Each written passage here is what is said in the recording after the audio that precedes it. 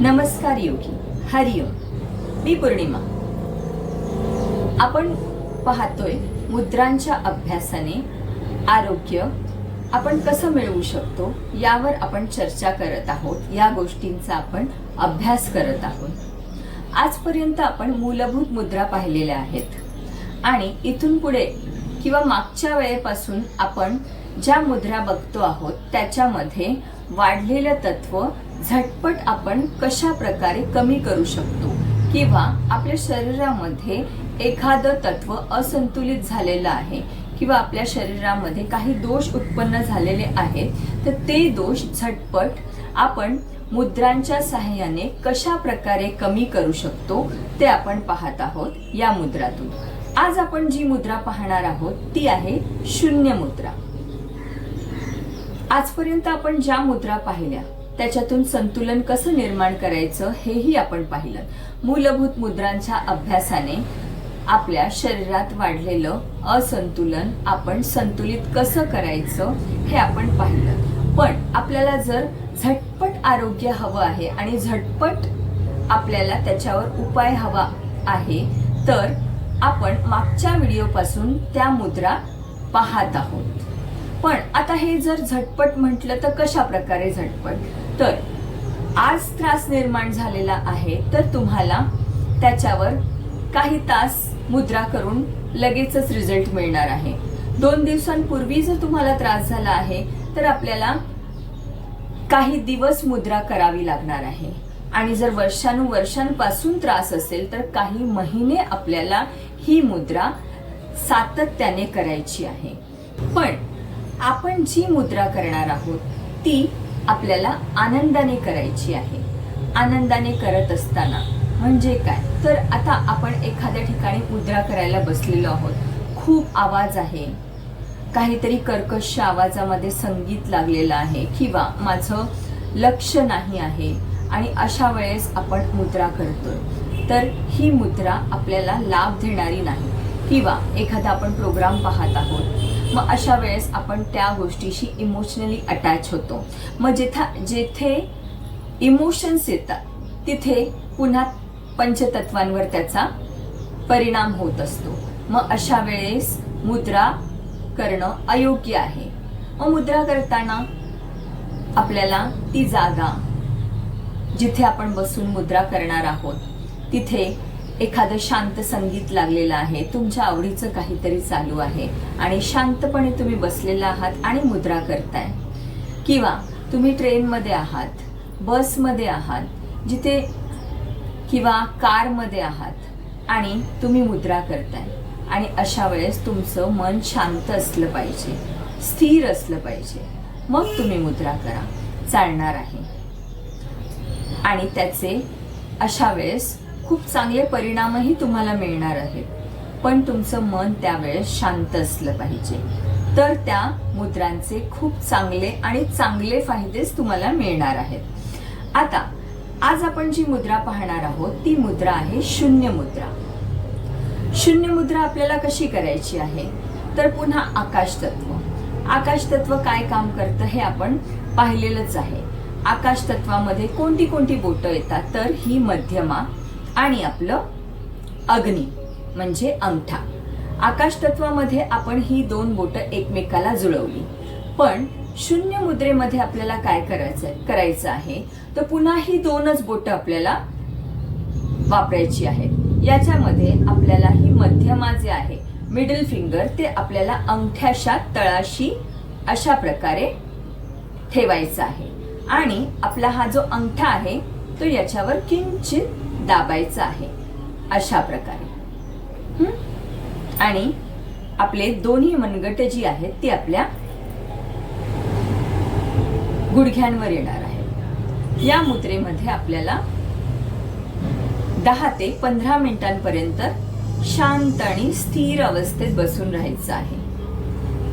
हातावर खूप जास्त ताण द्यायचा नाही. बाकीची बोटं सरळ ठेवण्याचा प्रयत्न करायचा आहे. आता प्रयत्न करायचा आहे असं म्हणण्याच्या मागे उद्देश का आहे तर जेव्हा एखादं तत्व आपलं असंतुलित असतं तेव्हा बाकीची तत्व सुद्धा आपली असंतुलित झालेली असतात। मग ही बोटं सरळ अशी राहतीलच असं नाहीये, कधी कधी ही बोटं तुमची सरळ नाही राहणार आहेत, पण काही हरकत नाही, तरीही आपल्याला ही मुद्रा करायची आहे। जशी जशी आपली इतर तत्व संतुलित होणार आहेत तसं तसं आपल्याला ही मुद्रा, शून्य मुद्रा खूप छान प्रकारे जमणार आहे। फक्त रोज सातत्याने आपल्याला या गोष्टीचा, या मुद्रेचा अभ्यास करायचा आहे। आपण अभ्यास करत आहोत म्हणजे काय, तर नुसतंच आपण मुद्रा शिकत नाही आहोत किंवा नुसतं बोलते आणि तुम्ही ऐकताय असं नाहीये, तर आपण या गोष्टींचा अभ्यास करतोय। त्या मुद्रा कशा करायच्या, त्याचे परिणाम आपल्या शरीरावर काय होतात, हे सगळं आपण जाणून घेतोय। म्हणजेच आपण या मुद्रांचा अभ्यास करतोय, अगदी सूक्ष्म पद्धतीने आपण अभ्यास करतोय आणि हळूहळू आपण त्या गोष्टी सर्व जाणून घेतोय की आपल्या शरीरामध्ये कोणतं तत्व असंतुलित झालेलं आहे आणि त्यावर आपल्याला कोणती मुद्रा करायची आहे। आता ही शून्य मुद्रा आपल्या शरीरावर कशी काम करते? शून्य मुद्रा म्हणजे पुन्हा आलं आकाश तत्व। आकाश म्हणजे अवकाश। शब्द या तन्मात्रेपासून आकाशाची निर्मिती झालेली आहे। शब्द आपल्या मुखातून बाहेर पडतो आणि तो ऐकला जातो आपल्या कानाने। शब्द जेव्हा मुखातून आपल्या निर्माण होतो आणि आपण तो कानाने ऐकतो। आकाश तत्वामध्ये जेव्हा असंतुलन निर्माण होतं तेव्हा आपल्या ऐकण्याची आणि बोलण्याची क्षमता ही यामध्ये काहीतरी दोष निर्माण झालेला असतो। हा दोष कमी करण्यासाठी किंवा हा विकार कमी करण्यासाठी आपण या मुद्रेचा, शून्य मुद्रेचा अभ्यास दररोज सातत्याने करणार आहोत। शून्य मुद्रा आपल्याला केल्यामुळे ह्या थोडक्यात म्हटलं तर बोलण्याची क्षमता आणि ऐकण्याची क्षमता, मग ही जन्मापासून असेल तरी सुद्धा आपल्याला या गोष्टीवर खूप उपयोग होणार आहे। आता तुम्ही म्हणत असाल योगी की जन्मापासून आहे तर कसं काय याच्यामध्ये आपल्याला रिझल्ट मिळू शकतो? कोणतीही गोष्ट जन्मापासून आहे तर ही गोष्ट अनुवंशिकतेमुळे आहे का? हे आपल्या लक्षात आलं की ही अनुवंशिकतेमुळे आहे, तर हे कोणी सांगितलं आपल्याला? आधुनिक शास्त्रामध्ये आपल्याला सांगितलं जातं की अनुवंशिकतेमुळे जर कोणता दोष असेल तर तो निर्माण झालेला दोष लवकर जात नाही किंवा जातच नाही, परंतु जिथे दोष आहे तिथे पंचतत्वांचं असंतुलन आहे आणि पंचतत्व जिथे असंतुलित आहे तिथे मुद्रा करून आपण त्याचं असंतुलन जे निर्माण झालेलं आहे ते घालवू शकतो। आणि हे असंतुलन आपण जर घालवू शकतो म्हणजे काय करू शकतो, तर त्याला संतुलित करू शकतो। संतुलित करणं म्हणजे वाढलेलं जे तत्व आहे त्याला आपल्याला कमी करायचं आहे आणि योग्य प्रमाणामध्ये कमी करायचं आहे आणि कमी झालेल्या तत्वाला योग्य प्रमाणामध्ये वाढवायचं आहे, हे आपण पाहिलेलं आहे। मग अशा प्रकारे आपल्याला ही शून्य मुद्रा दररोज सातत्याने करायची आहे। तर या आत्ता ज्या सांगितलेल्या विकारावर, मग तो अनुवंशिकतेमुळे असो किंवा जन्मापासून असो, जिथे दोष आहे तिथे पंचतत्वांचं असंतुलन आहे आणि पंचतत्वांचं असंतुलन आहे तर हे असंतुलन मुद्रांच्या साह्याने आपण संतुलित करू शकतो असं योगशास्त्राने स्वतः सांगितलेलं आहे। त्यामुळे प्राचीन योगशास्त्रांचा याचा गाढा अभ्यास असल्यामुळे जर हे अनारोग्य किंवा हा विकार आपल्याला दूर करायचा असेल तर या मुद्रा सातत्याने केल्यामुळे आपल्याला खूप चांगले परिणाम आपल्या शरीरावर अनुभवायला मिळणार आहेत योगी। पण आपल्याला सातत्याने या मुद्रा करायच्या आहेत। काही महिने लागू शकतात पण आपल्याला रिझल्ट हा मिळणारच आहे। काही वेळेला काय होतं योगी की एखादी जवळची व्यक्ती आपली जाते, त्यामुळे आपली विचार करण्याची क्षमता खुंटून जाते. आपलं मन अतिशय सैरभैर होतं. कुठेही लक्ष लागत नाही. बधिरता येते. मनाला एक प्रकारची बधिरता येते. मेंदू आपला काम करेनासा होतो. अशा वेळेस सुद्धा आता ही मुद्रा, शून्य मुद्रा, तुम्हाला पुन्हा खूप मदत करणार आहे. जेव्हा अशा प्रकारे आपल्या मनाची अवस्था झालेली आहे, शरीराला, मनाला, आपल्या मेंदूला बधिरपणा आलेला आहे, मग अशा वेळेस पुन्हा पोकळी निर्माण झालेली आहे. पोकळी म्हणजे पुन्हा आकाश तत्व. हे आकाश तत्व भरून काढण्यासाठी आपल्याला पुन्हा ही शून्य मुद्रा करायची आहे. आकाश म्हणजे स्थिरता. आकाश म्हणजे शांतता. आकाशामध्ये वायूची चंचलता नाही. आकाशामध्ये अग्नीची दाहकता सुद्धा नाही. आकाशामध्ये निर्मितीचं तत्व आहे. पण आकाशामध्ये ही उरलेली 4 तत्व सम्मिलित आहे. आकाशामुळे आपलं वायुतत्व निर्माण होतं. वायुतत्वामुळे पुन्हा अग्नितत्व निर्माण होतं. अग्नितत्वामुळे आपलं जलतत्व निर्माण होतं आणि जलतत्वातून पुन्हा पृथ्वी तत्व निर्माण होतं. म्हणजे पुन्हा या आकाशामध्ये ही 5 तत्व, उरलेली 4 तत्व ही सम्मिलित आहेत. तिथे आहेतच. म्हणजे जर आकाशाचं असंतुलन झालेलं आहे तर कुठेतरी ह्या बाकीच्या तत्वांचं सुद्धा असंतुलन आहे. मग आकाश तत्व जेव्हा संतुलित होतं तेव्हा ही बाकीची तत्व सुद्धा संतुलित व्हायला हळूहळू मदत होते.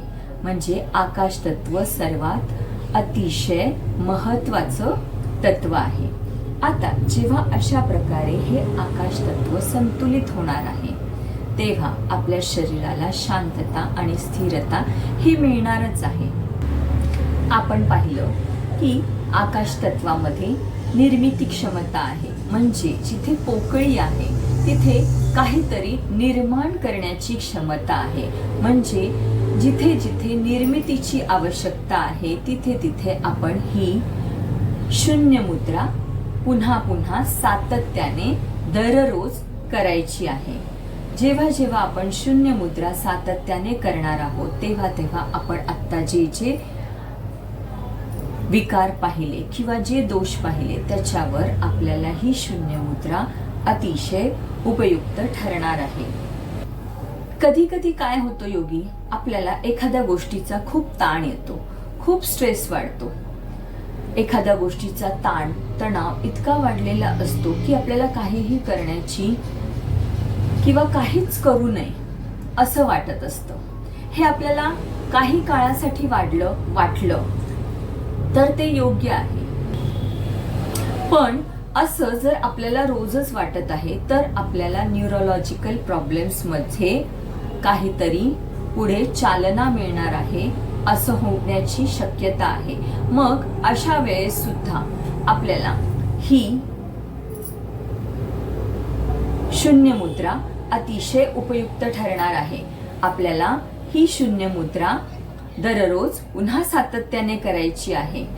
खूप स्ट्रेस वाढलेला आहे, ताण आहे, आपल्याला कोणत्याही प्रकारचे ऐकण्याचे किंवा बोलण्याचे दोष आहेत तर तिथेही आपण ही मुद्रा करू शकतो. बधिरता आलेली आहे, मनाला सुन्नपणा आलेला आहे, अशा वेळेस सुद्धा आपण ही शून्य मुद्रा करू शकतो. निर्मिती क्षमता वाढवण्यासाठी सुद्धा ही मुद्रा आपण करू शकतो. दररोज सातत्याने आपल्याला ही मुद्रा 10 ते 15 मिनिटं करायची आहे. रोज करा, दररोज करा, सातत्याने करा आणि याचे काय काय अनुभव येतात ते आम्हाला नक्की कमेंटमध्ये तुम्ही शेअर करा. मी तुमच्या कमेंटची वाट पाहत आहे. पुन्हा आपण भेटूया आपल्या नवीन व्हिडिओमध्ये. तोपर्यंत हरिओम योगी.